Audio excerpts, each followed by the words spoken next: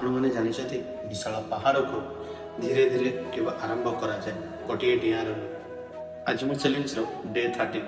ତେବେ ଆସନ୍ତୁ ଜାଣିବା ବଡ଼ ସଫଳତାର ପ୍ରଥମ ପାହାଚ କ'ଣ। ଆପଣଙ୍କ ମନରେ କ'ଣ କିଛି ବଡ଼ ସ୍ୱପ୍ନ ଅଛି କିନ୍ତୁ କେମିତି ଆରମ୍ଭ କରିବେ ଜାଣିପାରୁନାହାନ୍ତି?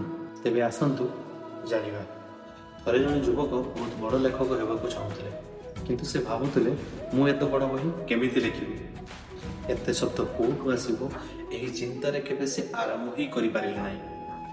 ଏହା ଦେଖି ତାଙ୍କ ଗୁରୁ ପରାମର୍ଶ ଦେଲେ ପ୍ରଥମେ ଗୋଟିଏ ଶବ୍ଦ ଲେଖିବା ପାଇଁ, ତାପରେ ବାକ୍ୟ, ଏହାପରେ ପାରାଗ୍ରାଫ।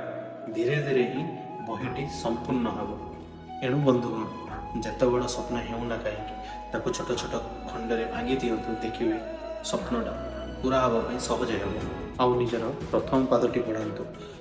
ଥରେ ଆରମ୍ଭ କଲେ ରାସ୍ତା ଆପେ ଆପେ ଖୋଲିଯିବ।